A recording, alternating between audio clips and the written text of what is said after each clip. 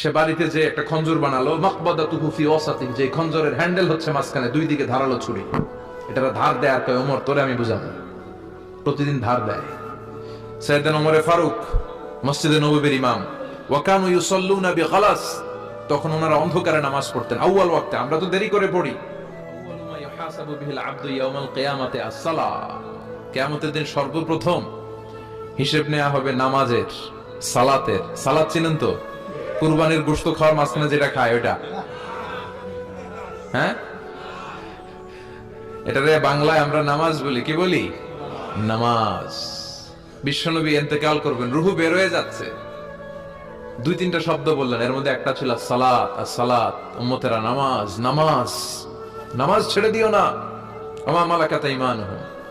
মানুষ ইন্তেকালের আগে শ্বাস বের হয়ে যাচ্ছে, রূহ চলে যাচ্ছে, ওই মুহূর্তে কি জরুরি কথা বলে নাকি ফালতু কথা বলে? সবচেয়ে জরুরি কথাটাই তখন সে বলে যায়, ঠিক কিনা? বিষ্ণু বলেছিলেন নামাজ। ওমরে ফারুক, ওনার কাছে আবু লুলু আল মাজুসি, এক অগ্নি উপাসক, এসে বিচার দিল, ইয়া ওমর আল ফারুক, আমার মনিবের নাম হচ্ছে মুগীরা ইবনে শুবা, সে প্রতিদিন 4 দিরহাম করে আমার কাছে চার্জ করে। এত টাকা চার্জ করে কেন?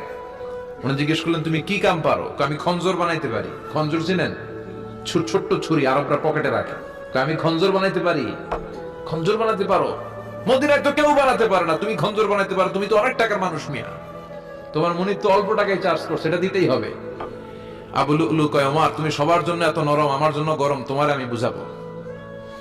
সে বাড়িতে যে একটা খঞ্জর বানালো, মাকবাদাতুহু ফি ওয়াসাতিহি, যে খঞ্জরের হ্যান্ডেল হচ্ছে মাঝখানে, দুই দিকে ধারালো ছুরি।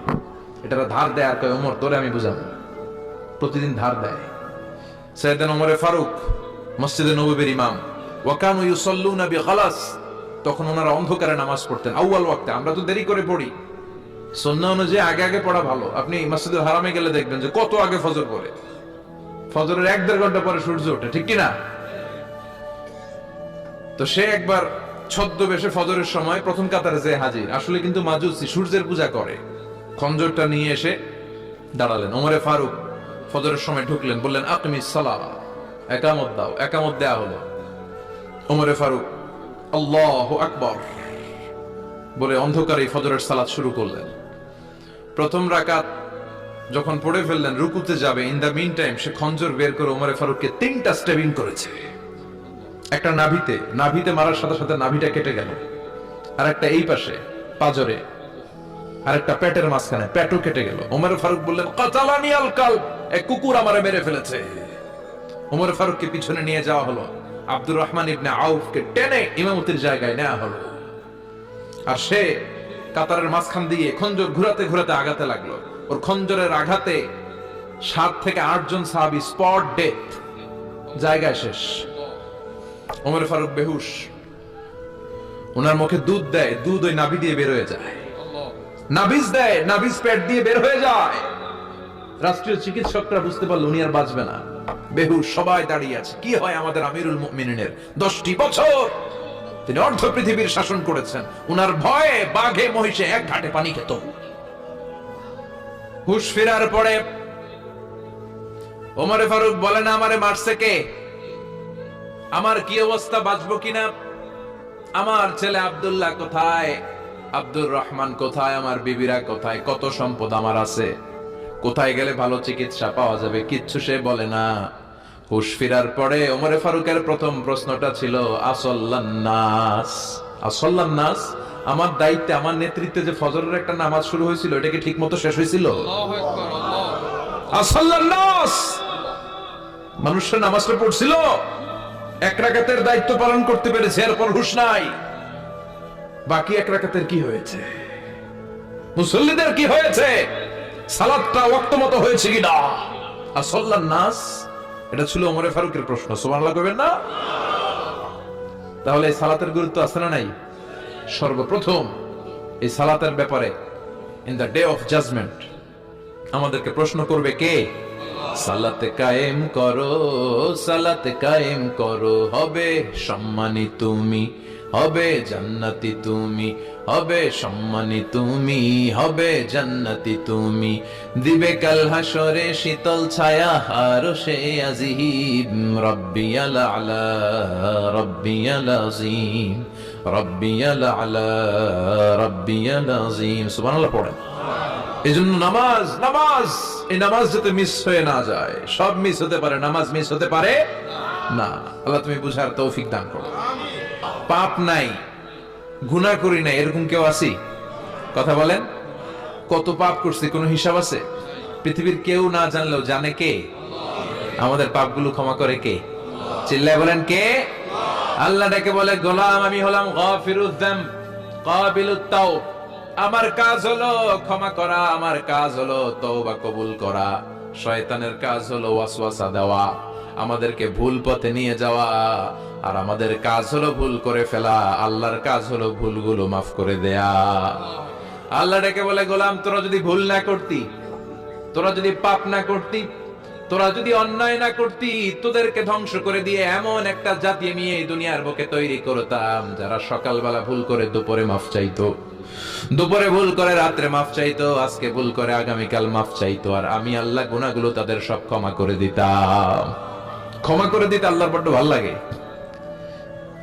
বান্দা আল্লাহর কাছে বারবার চাক, চোখের পানি ছাড়ুক, এটা আল্লাহ পছন্দ করে। চোখের পানির যে কত পাওয়ার আপনি কল্পনাই করতে পারবেন না। অনুশোচনার চোখের পানি চোখ বেয়ে নাকের ডগা পেয়ে জমিনে পড়ার আগেই আল্লাহ এই বান্দারে মাফ করে দেয়। বিশ্ব নবী ডেকে বলে, ও আমার উম্মতেরা শোনো, আল্লাহর কাছে দুনিয়ার মানুষদের দুই ফোঁটা পানি সবচেয়ে প্রিয়। এক হলো জিহাদের ময়দানে রক্তের ফোঁটা, দুই হলো অনুতপ্ত বান্দার চোখের পানির ফোঁটা। কত ভুল আপনি করেছেন, কত অন্যায় আপনি করেছেন, কত পাপ আপনার হয়েছে, কত মিথ্যা আপনি বলেছেন, কয় ওয়াক্ত নামাজ ছেড়েছেন, কয় লাখ টাকা ঘুষ খেয়েছেন। আপনার পাপ যত বড় হোক, যত বিশাল হোক, যত বেশি হোক, আল্লাহর দয়ার পরিসীমা তার চাইতেও বড়।